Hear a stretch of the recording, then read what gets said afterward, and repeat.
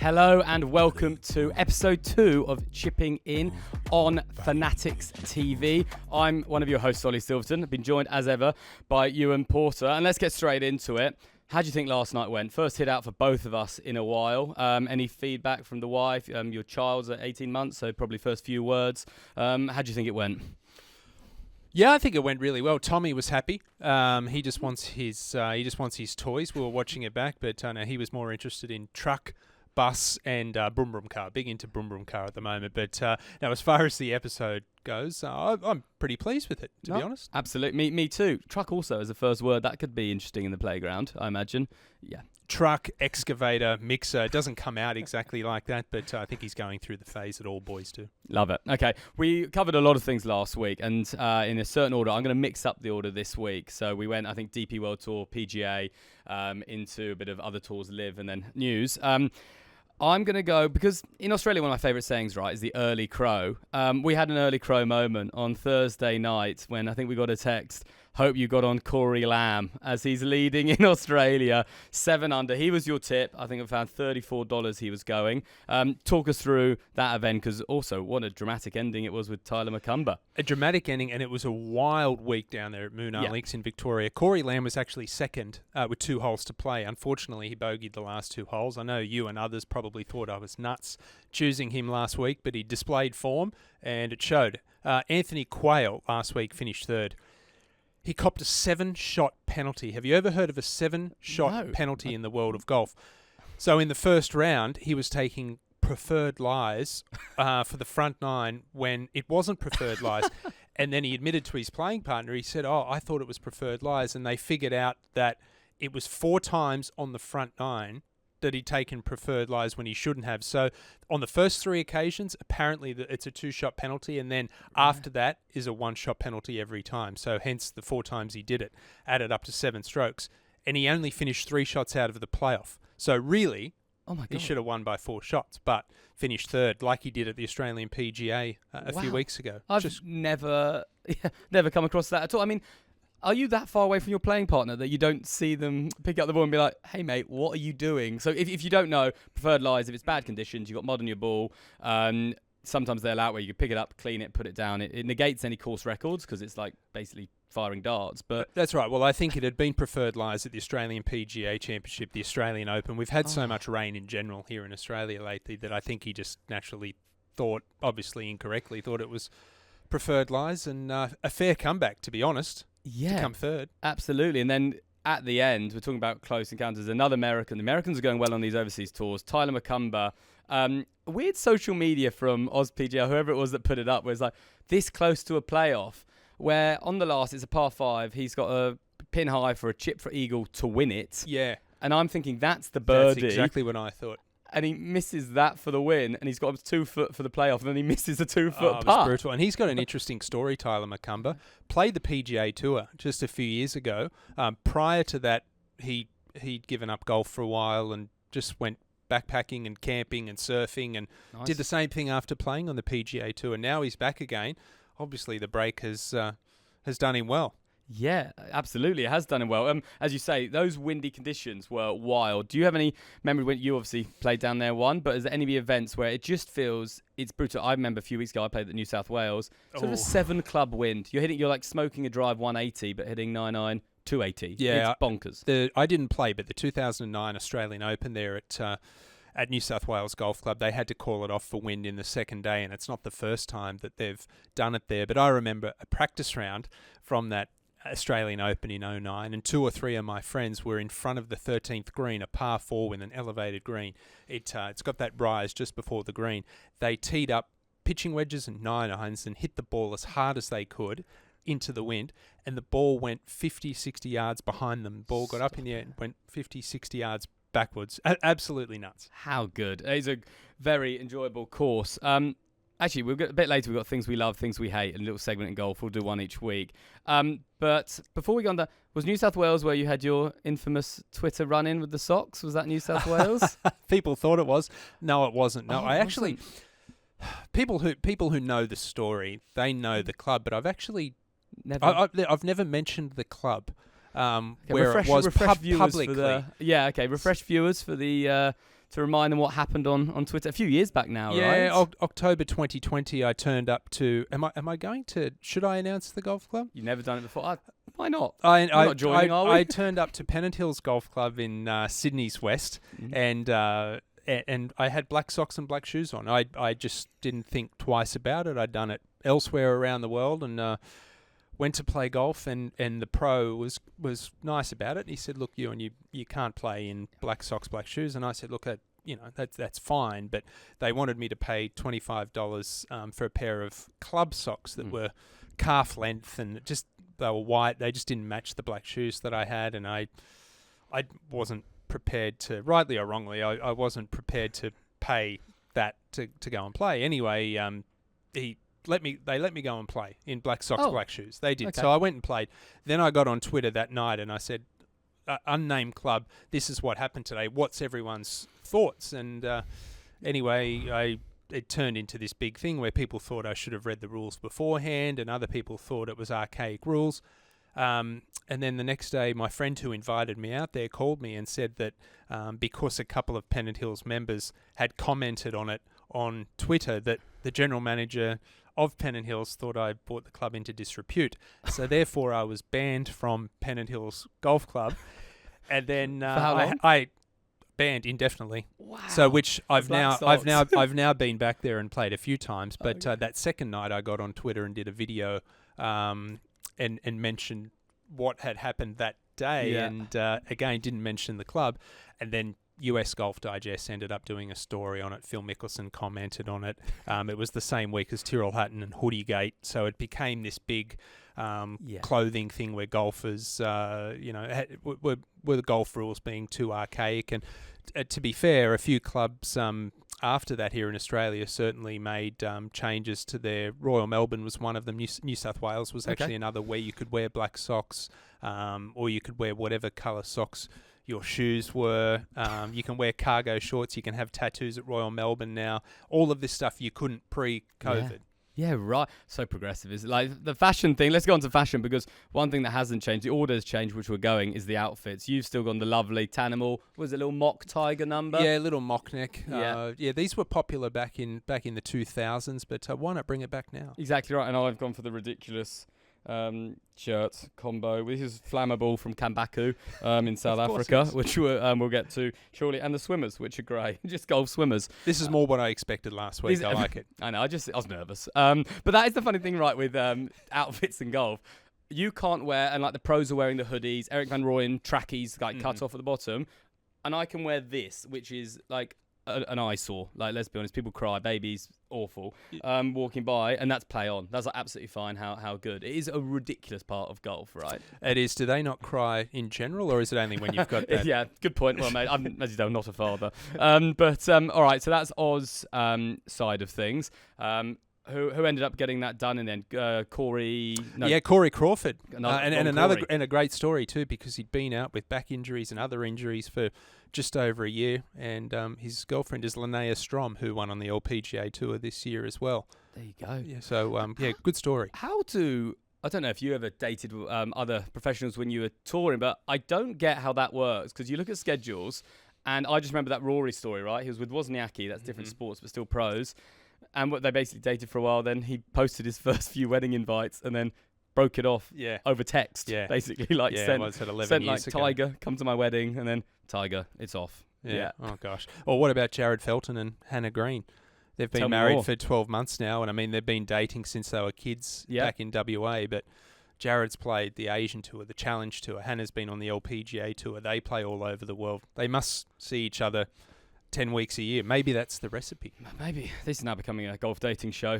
Send in any questions you have. If that's what you're about on Insta and Facebook, at The Fanatics. That's the weirdest segue I've done to a social plug, but I'm here for it. We did get sent in a video we'll go through later, a shot over a house after your tip that you weren't that happy with your tip last week about head down. Oh no, you caught me off guard. I mean, you said what do you do trying to hit over a house? And first of all, don't try it. But take more club, I think I said, and I think that's more just in general for amateurs. They always come up short. But as far as hitting it high, hit down on it. Hit down on the ball. Hit down on the ball makes the ball go up. Most amateurs try and lift the ball up in the air. When you try and lift the ball in the air, you're prone to miss hits, and that's just going to go straight into the window. That's a scary thought, though. That surely hitting down, you get that. Hit down makes the ball go up. Golf is a game of opposites.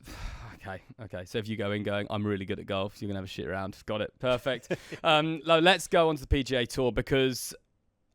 again, you were pretty good with your Corey Lamb. He came 7th, I think, in the end. So just miss out on each way money. But a good tip from you. PGA Tour, you said basically Scottie Scheffler is nearly impossible to beat. $3 he was playing. Bradley was up there, actually. Yeah, 4th, I think he finished in the end. So that's each way money. That's a great start from you. People are going to be listening to these tips. Scottie Scheffler, running out of superlatives. I said this over the weekend. I was in Adelaide watching the cricket with someone who's a massive golf fan. I said Scottie Scheffler is the best golfer of my adult life. And I wonder, so that is, since turning 18, so 18 to 32, 14 years. I actually don't even think it's that close. Where is he now ranking? I wasn't that old to remember Tiger, right? Through all that dominance, but it is starting to become and feel exactly the same. Going off at $3 for you. Just how good is Scottie Scheffler? Yeah, it is. It's very, very similar. I mean, I think statistically he's been number 1 for the 5th most weeks in history. He's currently been number 1 for 82 consecutive weeks, which is the 4th most in history. What is fascinating is that at any time Scheffler does something amazing or breaks a current record, it's still pales in comparison to what Tiger did. So there's still a trajectory and ascendancy that he's on. He has a certain level that he needs to attain over the next few years to reach Tiger's heights. But the dominance is astounding. And I think what's scary is that this past week at Hero in the Bahamas, he was number 1 inside 10 feet putting because he was using his new claw grip. Last year, 139th inside 10 feet and still won 7 or 8 times. This was his 9th win of the year. So if his weakness being that putting inside 10 feet, if he gets on top of that, which he did the last week, he'll be even more unstoppable. Yeah, I saw that on the putting green, didn't they? He said he's trying the claw thing. I find that so funny. Do you have any sort of insight on that? Because basically, I just think you know the line and length or you don't. And then you watch people like Sergio who change it every week, double hand, cross hand, up the arm, long, whatever it is. Where do you stand on sort of play? Have you been someone who's fiddled around with it? Because there's a lot of amateurs out there who are doing all sorts. Yeah, I've fiddled around with it a lot, and I think one of the things I see being an on-course commentator around the world now, watching males and females, is that there's quite a distinct difference between how they play tee to green and then when they get on the greens. There's a lot of players who just make it look so simple and are so feel orientated, hitting the ball, and then they get on the green and they freak out and they start taking extra time. They become really deliberate, over-analysing. And I think if you asked any top player when they putted their best in their careers, most would say when they were kids because they were having fun. They didn't overthink it. They just got up there and hit the ball. And putting was almost like a free throw in basketball where you don't think about your technique. You just look at the target and do it. And that's how it should be with putting. Yeah, I think that's right in general with golf. Think less. I saw a video going from Ludwig Aberg. 13 seconds he was from standing to hit ball. Don't worry about practice swings. Lee Trevino was like that back in the day. Best ball striker of all time, arguably, in 10 to 12 seconds to step in, hit it. And in a golf swing or a putting stroke, from the time you take the club back to the time you make impact, that's about 1.5 seconds. It's not that long to think about things, really. No, they get amateurs. Stop thinking is essentially what we're saying in general. Did you see also, this is going to be good, Scottie 24. It comes out on December 23rd on PGA Tour YouTube. It's just a documentary all about his year, which also includes a fun arrest, a completely bonkers arrest well. You were there? I was there. I was working at the PGA at Valhalla, and that happened at about 5:30 in the morning, 5:45 in the morning. And the first thing we heard on the news, because we were all up early, and a couple of my ESPN colleagues that week were in a car 20 yards away from where it happened and witnessed it all. In fact, one of them, Jeff, can't remember Jeff's last name, but he filmed the thing on his phone. Everything that you saw was... And anyway, we were watching the news and we heard that someone had been killed on that road and Scottie Scheffler was arrested. So putting 2 and 2 together, we thought that Scheffler had killed someone. But it had turned out that a pedestrian had been hit by a bus. Traffic had been somewhat diverted. And because of that, there were bank ups getting into the course, and Scottie went down a lane that I guess he shouldn't have in the end, but understandably he thought he was running late for his preparation, and turned out his preparation couldn't have been any different. I think he shot 66 that day as well, but what a wild journey it was. It was extraordinary. And I saw like that shows, obviously, it may also include, it will obviously include that did you see he's raising money for charity, I think, yesterday, and he's selling his first ever car? That's right. And I was looking at this, I was like, is this the car that got arrested? Because that'd be a great story or whatever. But it's like, also shows how young he is. It's like the car he learned to drive on. It's 2012, some banged up car, and Jim Nantz has bid 50 grand to start off the bidding. I mean, great cause for charity. Yeah. But like, what they were doing, like, they were listing how many kilometers it's done and stuff. I don't think the people are buying it for that. And he's put like, as driven by Scottie Scheffler, learned to drive by Scottie Scheffler. And from what I understand, he only purchased a new vehicle sometime in the last 12 months, 18 months, and through all this success and millions and squillions of dollars, kept driving that vehicle. Love that. That is so good. Well, I haven't bid for it. It looks like a pretty shit car, to be honest. But it does. Yeah, it's a good story. Yeah. Like, you want some dings in it, and there's obviously a tagline: "Is it drive like Scotty?" or something along those lines. Well, I want that. I want that vehicle from Valhalla. Yeah. What do you reckon that'd go for? That was a bit nicer, isn't it? Yeah. Or the police vehicle, either or. And so we were talking there about him trying to catch up with Tiger. I think I read he's basically got to stay world number one till 2036 or something to get as many weeks. Okay. Is that it? Yeah. Yeah, just another 12 years. just 12, yeah. When he's basically Champions Tour. Tiger's event, I did love reading. Sahith Theegala, who's one of the loveliest characters. He comes across on the PGA Tour website, on the docos or on Netflix as well. I saw his family at the Masters, who were just like the biggest fan club, just following everywhere. He saw his text he sent, I think it was to a friend or family, where it was his birthday this weekend, and Tiger came over and he just wrote, "Tiger came over, wished me happy birthday, dapped me up, I nearly fainted." How cool that he's just a fan again. Yeah, and it's incredible. He was born in December 97, which is 6-7 months after Tiger's historic win at the Masters. And when Tiger was in his prime, Sahith was 2, 3, 4 years old. Don't think he was really watching too much golf back then, but it really goes to show just how popular Tiger has been over such a long period of time. And even if he was to come back and play a little bit now, he still is the draw card at pretty much the age of 50, almost 50. Yeah, absolutely he is. We'll get on to this week because there's a few Australian links, Antipodean links to the event this week. But before we do, because we're talking Tiger, we'll go over DP World Tour Africa, because always, every time they go to Africa, Robin Tiger Williams playing. And because he was also, like, we had Riggs Johnson named, his parents loved golf and wanted him to take up, and he's literally called Tiger. But I mean, he didn't have that great a week from memory, I don't think, this week. But I just saw all over social, basically, if you name your child a funny name, you get airtime. Smart. Yeah, well, there's Tiger Christensen coming through the ranks of the amateurs now. But Robin Tiger Williams didn't have the Tiger on the golf bag at the Australian PGA a few weeks ago. So all I saw was Robin Williams, and I did a double take because I thought he died 10 years ago, but here he was playing at the PGA. Yeah, and looks slightly different as well. Yeah, absolutely. I forgot about the Tiger bag, because you would want... I mean, Tiger is a cool name, though, isn't it? I'm trying to think of... Scotty's also all right, but you're probably not going to have many, like, Bob's. Just Bob McIntyre's had a great year. You can see lots of 20 years Scottish Bobs just coming through the system.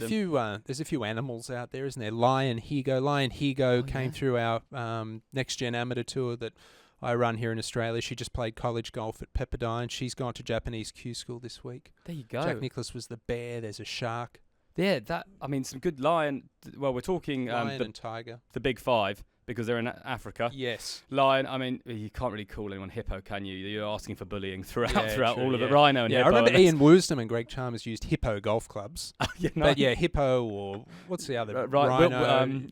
The water buffalo. Buffalo. Hyphenated surname. Well, we're in Africa now. Africa's major this week. Johannes Veerman, another American, DP World Tour, gets it done. It's his second one. He's 32. Reading his story, he's lived everywhere and got every sort of nationality in his background. But what I want to ask was, I don't know if you've been in this situation, but you definitely would have been working this situation. How weird is it when you finished a round, he's done, he's on the range, and he's just waiting for people to fuck up, basically, is what's happening there. Like, it is a really weird, and it is what happened. We'll get on to Aldrich Potgieter, who has an unbelievable future, clearly. Oh, yeah, he does. Yeah. He's could be one of the greats. Yeah, well, I love what Johannes Veerman has done in his career, how he finished up at college in Texas. Last week we spoke about Brooks and Pga Tour going the European route. But Johan graduated from college in 2015, then chose to go and play the secondary tour in Asia the following year, won there, graduated to the Asian Tour, had a couple of years there before graduating to Europe, where he's played for 7 years now and been successful on a couple of occasions. It's been a great journey for him, and no doubt that he'll end up on the PGA Tour at some point. It could be next year. Yep. But speaking of those stories waiting for people to finish, the one that I can relate it to personally was playing one of the big events on the Corn Ferry Tour is in Boise in Idaho. Back in 2010, I was playing 2009, I was playing the final round alongside Kevin Chappell, who went on to win. Played a President's Cup, won on the PGA Tour, Flat Cap, and we started the final round 9 strokes behind and in 42nd position. I shot 6 under the final round, and as we were finishing, things started getting pretty tough. It was getting really windy. The greens were like cement. But when I finished, I was still in 10th or 11th position. The leaders had only played 2 holes. So we teed off early enough that I had time to go back, check out of the hotel, have a shower, put some casual clothes on, but went and had some lunch. By the time I did all that, the leaders had played 9-10 holes, and I think I was about 3-4 shots behind the lead. Okay. Not an overly difficult back 9, but conditions were getting tough. But I thought, instead of going to the airport to wait for my flight, I'd go back to the golf course just to check out and what's happening. People. Yeah. By the time the leaders got to the 15th, I was only 1 shot back, and I'd had a couple of beers. I had shorts, t-shirt on, clubs, everything was packed away in the car. And I thought, I got to get my stuff out and get ready for a potential playoff before Fran Quinn ended up eagling 16. Selfish. So that was. Right. But anyway, came third. And I thought you were going to say I sort of put a disguise on, started just making noises in backswing. I should have. Really, yeah, I should have. Pay someone. I've always thought that, like, if you've got a little sidey on, you've got a mate there just kicking balls out of the rough. There's not much, accidentally just hit you and got in the way. Yeah, exactly. I love it. Let's talk Aldrich Potgieter. Mm-hmm. Had an unbelievable year. Everyone's been hyping up for a little while. I think there's some college stuff in America. The one that the distance is what's blowing my mind. Now, I know it travels a bit further, but what was this? The 14th hole, 601 yards. He's hit 2 irons into the green. Yeah, he actually does carry a 1 iron in his golf bag, which no one does now. And I watched him hit balls at Royal Queensland up close for about 15 minutes. This is going back 3 weeks ago, and he led the driving distance on the Corn Ferry Tour this year. He's a strong lad, hits the ball a country mile. I think what he's achieved this year is going to be a reflection of his career going forward, in that there's some highs and lows. He missed the cut 12 times this year. Oh, wow. He did have a win and got the very last card to get on the PGA Tour next year. He's had 8th and 2nd, his last 2 events on the DP World Tour, so probably close enough to getting enough money or points to earn a DP World Tour card. He's only just turned 20, but he's very up and down at the moment. Yep. He's probably got to learn to tighten it up a little bit, although does he want to continue to play in this fashion where he has a couple of wins, misses a few cuts? I don't know. He'll make plenty of money either way. Absolutely, because it's fun. Normally those type of players, you think a bit, they're going to compete in the 25, 26 under finishes because there's driver wedge basically. But he's done well in a tournament that's quite tight. Just to and I like his bit. 20-year-old, he wears shorts. They're now allowing shorts, which is talk about being very relaxed. Get those knees out. That is in the pure heat. So he just missed out, which was tough. But this week they continue along. They go to Leopard Creek, which I've not been, but I know you were there recently. Well, yeah, this is the old hat. Cool logo, wasn't it? I actually didn't see it. Everyone always says they hang out on the back 9. There's a board there, Leopard sightings, and I honestly don't think it's had anything on it for years. So it's actually in the game reserve. They're in Kruger. Incredible. I think the 13th green. You look at the whole thing, like elephants, giraffes, everyone walking by. It is special. Owned by Johan Rupert, who's pretty much the richest person in Africa. And super private, right? Super private, yeah. What I've done, hopefully no one from Leopard Creek watches this, is I still kept a website with email signature of European Tour Golf. So I basically just try to get some freebies here and there. I never did it while working, and now I'm like, I may as well try. Yeah. And they gave me half rate for the round. Which is great. Johan's the number one supporter of the show. Like and subscribe. He's always on fanatics.com, just like watching this. It is an amazing, and the commentators always say it's their favourite place. Like, he's TJ, just goes out with the binoculars just to Oh, yeah. spotting more than he sort of looks for balls. He does, doesn't he? Yeah. He does it everywhere, but in particular there. Yeah. The And Twitter feeds just... The week of Leopard Creek is just scroll, just photos Animals. of Big Five. Yeah. It's incredible. And the finishing hole is one of the best going. The par 5, down the hill, island green, basically. And that's where drama can happen, which I love. Do you like events ending with basically an eagle, birdie? Absolutely. Yeah. I like the volatility of it. You could see an eagle, a double bogey. And from memory, didn't Pablo Larrazábal win there a year or two ago? And he played... He might not have played barefoot, but he walked barefoot between shots of back nine because he had such bad blisters. Oh, really? Yeah. Good. That's that one. Okay, I thought you were going to say bites, because there are all sorts of things that can get into your socks. Probably that too. That as well. Yeah. And who was the guy? I'm thinking Aldrich. Wait, unbelievably tall South African. I think he won the amateur. Who hits it an absolute. Lamprecht. Yes, Christian Lamprecht. He led the Open after the opening round last year. That was it. We're talking about big hitting South Africans. He's what, 6'9". 6'9", 190, almost 200 mile an hour ball speed on average. Yeah, and he was up the Potgieter. So I saw a video. And it's really fun, and I'm sure you amateurs out there as well have played courses where then you see it on TV and it looks so different, right? There are stands and all of that, but you see where you hit the ball compared to some of the pros. Yeah. On 18... Did you add drive him? In 3, yeah, it did. He hit a drive 412 yards. That left literally a lob wedge into 18. Into the wind. Yeah, it was... And I literally saw the video. I was like, this is the most extraordinary... How that landing zone is the layup for 2, and he's just gone through it basically towards the water. I have never seen balls striking like it. It is mind-blowing how far they hit it, but I do look back when I was playing, and I find it amusing that when I was playing, I was consistently top 20 in driving distance on the tours, and no matter where I went, no matter what I did, where I hit it, you'd play with a local in the Pro-Am and they'd always tell you how their local star had hit it 20 yards further or 30 yards further or shot 4 shots lower or something. Nothing you ever did was good enough. That is so true. What were the Pro-Ams like? Because you always hear the conversations and they're like, some pros like it, meet new people. Some are like, please God, get me out of here. Because it used to be 18 holes, quite a lot now, and 9, then you play with someone else because you can get punished. I knew in the Middle East a lot of the time, the guys they played with wouldn't even care that the pro was there. They wouldn't ask them a question. They just wanted to play golf. Well, I think 2 things can be true at once. Yes, they could be a punish if you played with people who had never played golf and you're trying to prepare for the tournament. God, yeah. But also you got to remember that these are the people putting in the money and propping up the purses, and it's also an excellent networking opportunity as well. You never know how these people could help you following your golf career. So it was a little bit of both, but overall, they were fine. Okay, nice. Because you do, I remember talking to some of the guys after we do our videos, and they'd be like, they were giving them tips by the end of it. You've got a 22 handicapper giving the pro lessons, like, oh, maybe you just want to put your hands forward. You're like, thanks, mate. That's golf, isn't it? That is golf. Everyone knows better. Okay, so Leopard Creek this week. Tip last week. I reckon you went all right again, actually, didn't you? Here, you came 45th. Norgard wasn't it the big hitting? He started well in the first round, and then he came home in an ambulance the last 3 days. Were you nervous when Max Homa was first round leader, and you're like, I don't expect them to go that well in Africa, the Americans? It's a bit different. Or did you think I was a little bit nervous because he was the defending champion, but he was actually 10 over par the last 3 rounds on just the back 9 alone, Max Homa. Wow! And I think he finished 14th. In a limited field. It's his only top 20 since May, Max Homa. There you go. Split with his coach, Mark Blackburn, in August, trying to figure it out on his own, and I think he's still got a ways to go. Yeah, absolutely. Who this week, then, is a name you've looked at? That's a good question.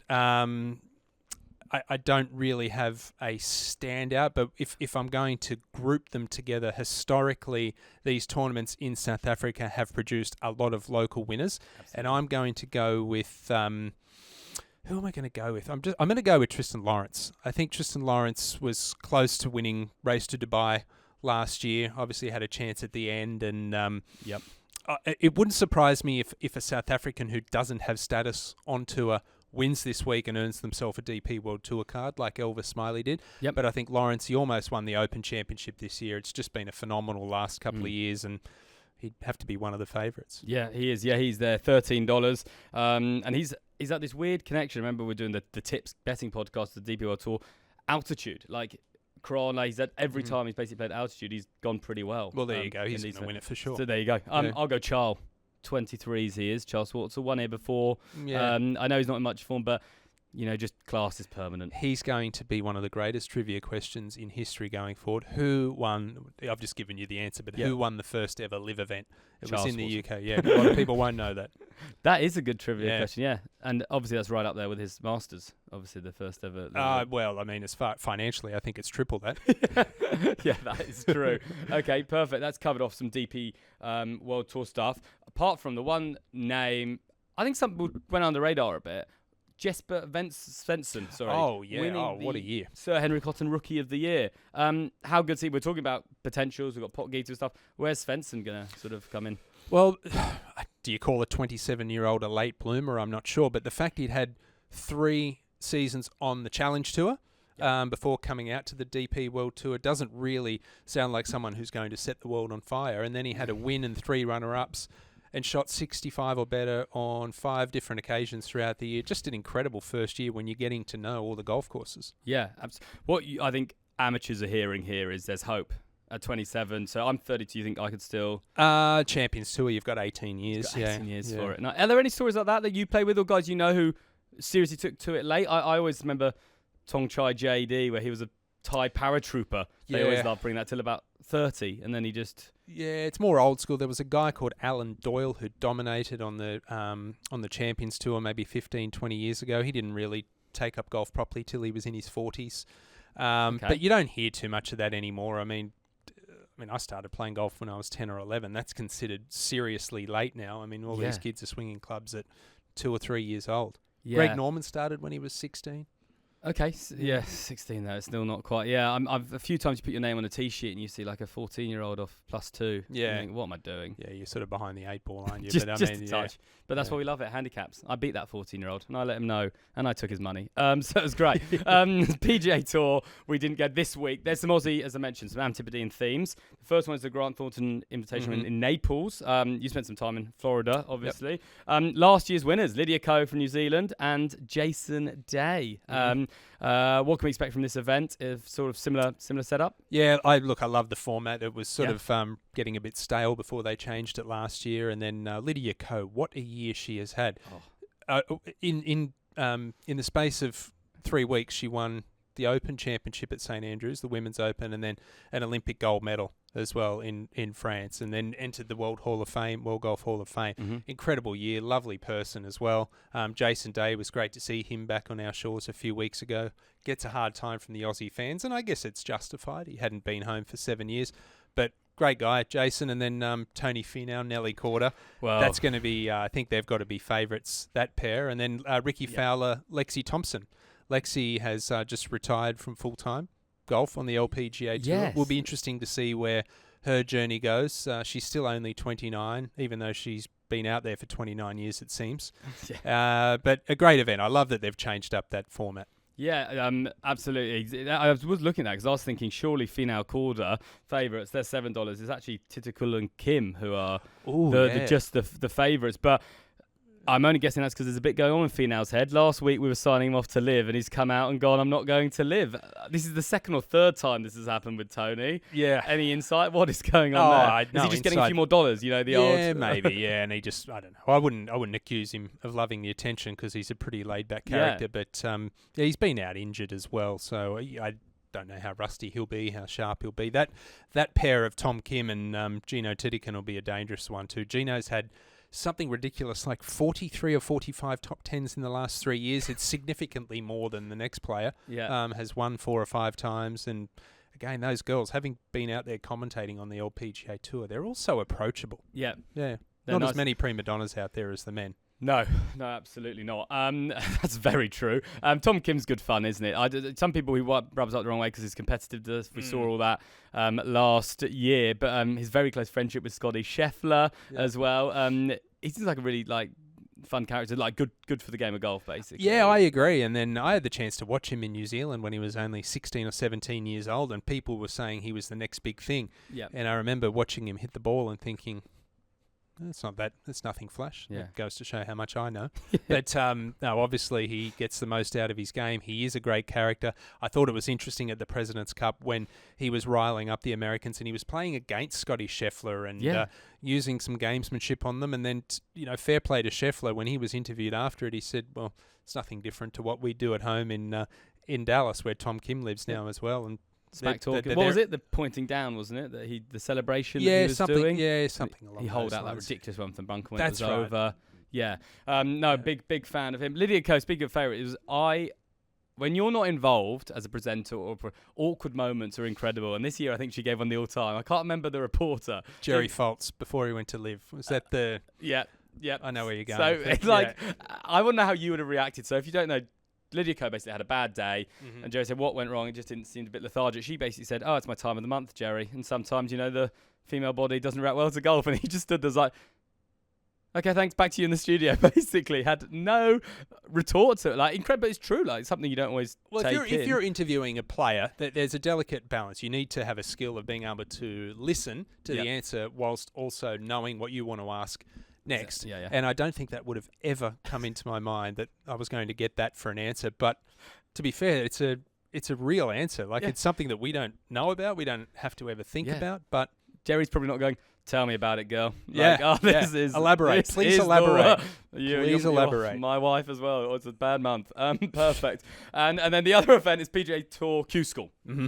More Aussie flavour. Harrison, Endicott last year got it done there. Tell us a bit about this format, because you always hear about Q-Schools and how brutal they are. The DP World Tour, European Tour one, I remember a few years back, it's 6 rounds and you can just be going so well and then it all collapses in the last one, only for a few cards. So what sort of, for those watching home, because it is a really fun and interesting event and it means a hell of a lot if they do well in this event. Yeah, it does. And it's good that the last couple of years, the PGA Tour have gone back to allowing the top 5 players to automatically get their cards for the PGA Tour, because for about 10 years there, you could only progress to the Corn Ferry Q-School.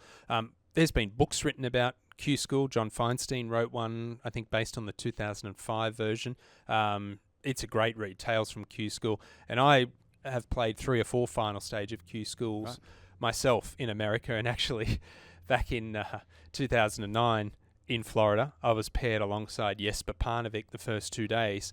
And this was 3 days after Tiger had his accident with the fire hydrant. Yes. And there was... So Jesper Parnevik, obviously his nanny was who Tiger, Ellen Nordegren, married. But Jesper basically set them up. Yeah. And anyway, we had the New York Post, TMZ, we had every outlet you could possibly imagine walking around, and I'm nervous anyway trying to get on the PGA Tour. I made a 10 on the second hole. It's the only time I think I've ever made double figures on a hole as a professional. Yeah. I think I one putted. And was it par 5 at least? Par 5. Oh, yeah, so yeah. double par. I bogeyed. I was only 6 over after 2. Oh, we call them double pars, and snowman, an 8 on a 4. That's fine. Yeah.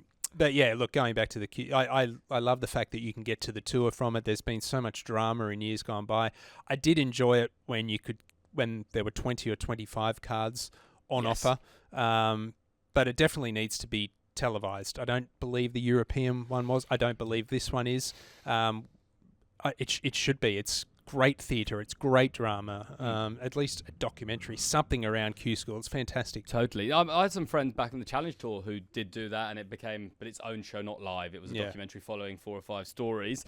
Are there any Aussies that we should be looking out for on here, or any other names in the Q-School field? Having a look at the entry list, there's a lot of veterans and former tour winners and President's Cup players. Nick Watney, Shez Reavie, Sean O'Hare, Scott Pearce, these guys that have won several times on the PGA Tour. Ryan Gibson, an Aussie's been out there a long, long time. He's teeing it up this week. But overall, there's we used to have, back in the day, we'd have 20, 25 Aussies teeing it up. Why is that? Yeah. Why the big... There's less and less Aussies playing Q-Schools in America in general, and I think it's because there's more attractive options elsewhere now. I mean, it's always been expensive for us to travel to America. The entry fee's been similar the entire time. The PGA Tour, regardless of what's happening in the world of golf, it still currently is the strongest tour in the world. It's where everyone does aspire to play. But the options are becoming more and more attractive elsewhere. Asia, Live, European Tour. Sport for choice, basically. Yeah, exactly. Yeah. No, there are some fun on there. Martin Laird, just talking winners. Yep. The one that interests me is Garrick Higo, right? Like he was big hitting left hand from South Africa. My last ever video with the European Tour at the time was Garrick Higo against, not a little known, but he wasn't Scottie Scheffler at the Renaissance, and how their careers have gone different. Like Garrick had more wins. I know it was DP World Tour, had more wins, and we did Name Your Par where we started, Renaissance at the par 5 10th. We made a par 8 1,500-yard hole, which actually was one of the shittest videos I came up with because it was just 3 wood, 3 wood, 3 wood, 3 wood. From the 10th to where? The bottom of 13, the famous hole along the water. But I didn't really think that they would just hit 3 wood every shot and then put it in. Ended well, they hold the putt and stuff. But isn't it funny how golf, some careers just absolutely fall away and some just, that was like a real moment for me, and that's now 4 years ago. I actually commentated feature groups at the Renaissance Club last year, and Garrick Higo was one of the players. There you go. And his coach, I was with Tony Johnstone, and his coach actually commented to us on social media saying, "Can you please stop giving Garrick a hard time?" But we were really just pointing out that his putting, going back to what we were speaking about before, he was taking so long over his putts and being so over analytical. We just wanted to see him free it up a little bit. Yeah. But he won back-to-back events on the DP World Tour in 21. A great story about his win on the PGA Tour in America was that the tournament director was supposed to give the invitation to Dean Burmester and accidentally sent it to Garrick Higo. Just a generic South African. So then the same, just a generic South African. So Burmester and Higo shared the same agent at the time. And the agent's gone, well, hang on, you were supposed to invite Dean. So they found an extra spot for Dean to tee it up. Oh, my God. And Garrick ended up winning. And he wasn't supposed to get the invitation. How many times those stories happen? Like, we're talking about like daily, was it 10th alternate or 11th? Yeah, 9th alternate. Yeah. Like, that is remarkable. That is a great story. Yeah. Love that. Well, it would have been very different. But yeah, that was 2021 when I left, July 21. So like, he just had wins, him and Scheffler. And you think he's the next sort of big thing, Gary player saying what he always says is the finest piece of golf architecture in the world, and going on to whatever else he said. I was about to South African accent then. I decided against it. Cool. So a couple of names there. We've got the PGA Tour. You're sticking with Day and Co to get it done? Yeah, I am. Yep, perfect. They're at $9 I can see there. Now we go to more the amateur side. We go a bit faster and looser to the end of the show. Your tip. You weren't happy with your tip to start with, but as you can see here, it's worked for my brother-in-law.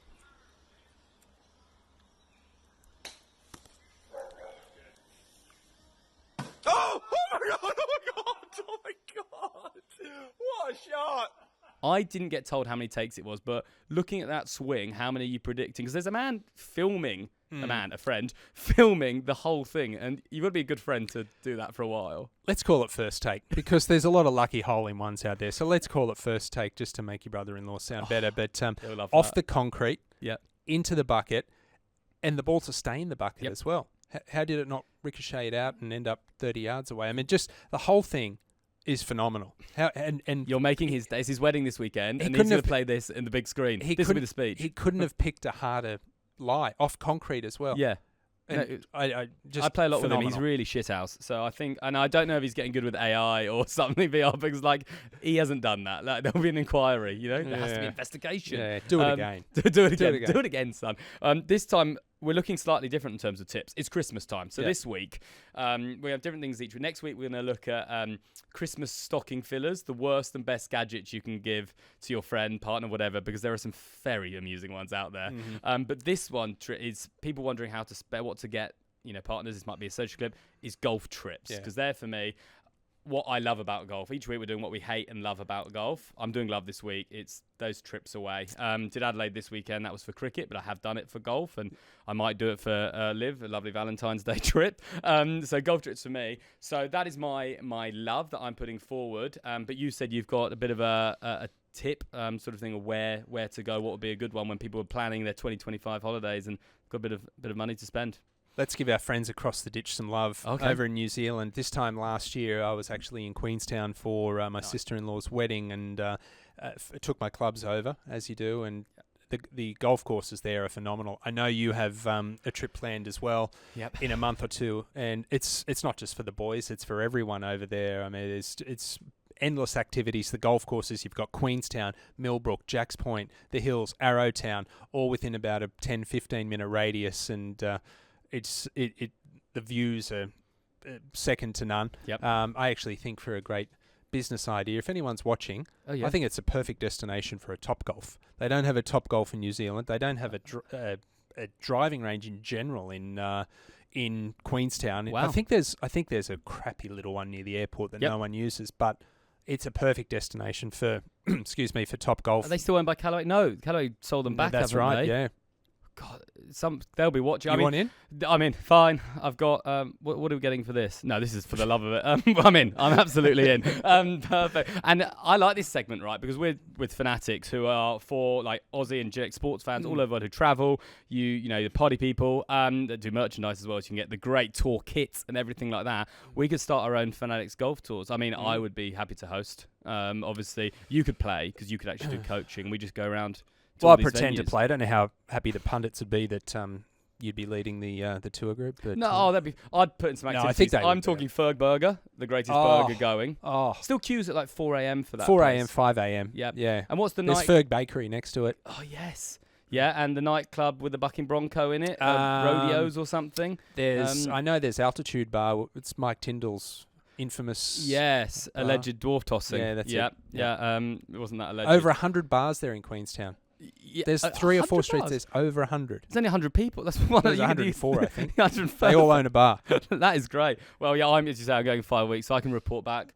If we get signed on the green light for more episodes, I'll let you know how we go. But I am looking forward to it. I'm trying to wangle my way on the hills, as you say, because that is ridiculous. It's famous. Is he an architect or artist? And it's like $1,500 a round or something. Yeah, well, last I knew it was 1,000. But Michael Hill, the owner, it's his backyard, and his son is a sculptor. Yeah. And there's all these sculptures around the course. We played a New Zealand Open there that was part of the DP World Tour in 2007, and the golf course had only just opened, and it went on to host several New Zealand Opens. But it's phenomenal. The views are just absolutely insane. Okay, I'll try. I don't know. I'll try. Maybe you start seeding in lovely sculptures and see if you get an invite somehow. Because New Zealand has got so many, right? You look at the Tara Iti, Teara links, Cape Kidnappers. It is. The landscape is made for it. Again, Tara Iti is a funny one where they say they're the best course in the world. So they want you to play, but you can only play once, and it's about $5,000, and you've got to have the round and stay the night and everything. Right. But and $1 million to join now. It is actually $1 million to join. You did that proper. $1 million. $1 million. $1 million to join. And that's not Vietnamese dong either. No, God, love a dong. Yen. Perfect. That's not a social. Perfect. Well, we have now started the Fanatics touring group, and I'm excited for that. So that's something you love. Well, that's something I love is touring. That's your tip, Queenstown. Now we're gonna. I can't believe we're ending on a negative note, but we are because we have to move on from Dongate. Something you hate about golf. There are a few bugbears. I'm going to try to take on some hate, and we'll alternate it each week.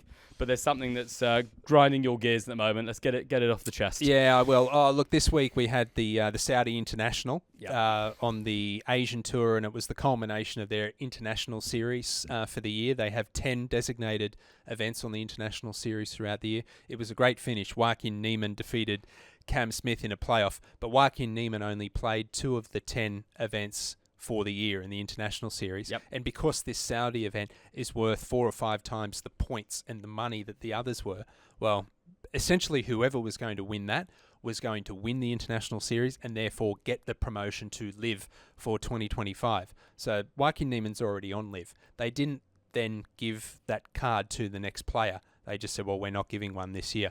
You had John Catlin, an American, and Ben Campbell from Queenstown, actually, who had played all year long and had been fighting it out between the number 1 and 2 spot. Look for all money like they were going to get the LIV spot, which is hugely lucrative to them. Yeah. And then Joaquin comes in, not his fault, steals their thunder. It's just something that the Asian Tour should look at for next year, and I think they will, to be fair, because they've been doing such a good job, that whoever the highest eligible player is on that international series should get a promotion to LIV the following year. Absolutely. It's life-changing stuff. Yeah. I hate it. Yeah, absolutely hate it. It's sort of like I had this the other day at the airport. It's nothing like this, but it's a bit like this, where I said, can I have an upgrade? They said, no, someone already was in business. They're already there. Fair enough. And I wouldn't have stressed like this. And, I'm like, okay, this person in front is already in business, so that seat's taken. Well, there's still a free one. And they said, no. It's all the seat's already there. I can see it on the screen. Nothing. brutal. So what I mean is essentially the spot's already taken. They're already sitting there. There's still an empty one available, but they're just not going to give it because of admin, basically. It's a great analogy, but not a great analogy using yourself. Yeah. Because most people would agree you didn't deserve it. No, and I absolutely don't. It was never happened. It won't happen again. There you go. I think that's pretty much... actually, no, there was one more thing I had in my phone. I'm genuinely... This could be off camera because I'm just asking you. We played on Sunday the Adelaide Par 3 course before going to the test at 11 a.m. Test starts 2:30. I shot the lights out of the front nine, which has never happened in my life. I mean, I say shot the lights out. Every hole's 65 metres to 104 metres. So it's not massive, right? We were with... they were barely golf clubs. They were basically bamboo shoots. We were given one putter, one 7-iron, and one sand wedge. Yeah. And... I think I'm an okay golfer, so I know sort of my numbers, and I do a full swing, try to stop it, hit it right. I didn't have that. I had a 7-iron, a sand wedge, and a putter, and I was 3 under through 9. Right. So my question to you is, and this is for all amateurs, should you be playing where you think you know your numbers do it, or is it basically from those distances all feel and just go off your eye? Because I was genuinely hitting less than a quarter 7-iron to 3 feet. Okay, I don't believe you were 3 under, but, but honestly, there are 3 witnesses as well. Like, it was nuts. Well, a couple of things. One, Adam Scott grew up at that golf course. There's very little known fact. Yep, his dad was a pro. Phil was the pro in the area at the Par 3 in Adelaide before they moved to Queensland. And that is a segue to another Adam Scott point about what you just said. Is during COVID in Queensland, I spent 6 months up there, and Adam Scott was back for a period of time, and we had 3 or 4 rounds of golf together up there, and he told me that he doesn't like to practice when he's home without his coach. He likes to go out and play 9, 10, 12 holes. He would never take more than 5 or 6 clubs, and the reason is that he wants to be in between clubs, and he wants to be uncomfortable with the yardage, with the shot, so he learns how to hit a half shot, a 3/4 shot, a cut, a draw, low, high, whatever it is. And that's one thing that myself, Adam, Jeff Ogilvy always talk about is for the young players coming through now, how good they are. They tend to hit every shot on the driving range or on the golf course in front of a trackman and get their numbers and get their swing down pat. There's still an element of feel that these players don't have. If they go and play in windy conditions or they have to hit a half shot, they're not comfortable in that scenario. And I think to your point, yes, you should go out and play with 2, 3, 4 clubs and learn to hit those half shots, quarter shots, whatever it is more often. Because I'm a 7 handicap or whatever, so I think pitch right is 150 yards basically, I know. But that's if I hit it perfectly every time, clean. But actually, it'd be much easier to hit a half 8 and you're going to hit the green most of the time. But it's nothing I never considered, and I'm guessing there's lots of amateurs at home doing the same thing. And it goes, again, to my point that I didn't like last week about going up a club. Most amateurs always try and hit it too hard. Hit a wedge instead of a 9-iron or an 8 instead of a 7 or a 6. Go up a club. It won't hurt you. Lose the ego. I was going up 6 clubs and somehow played all right around it. It was just utterly... I genuinely was watching... 3 under par, so you'll be giving me a few shots next time. I like this. You've thrown yourself under the bus. It on the back 9. Absolutely. I got my own head. I was trying to get spicy. But that's it from Chipping In and Fanatics Golf Club on Fanatics TV. Remember, at The Fanatics on Instagram and Facebook. Also, like and subscribe on YouTube for more. We'll be back next week where we'll be looking at those events to see how your tips have got a good start. You've had 3 top 10s. Solid.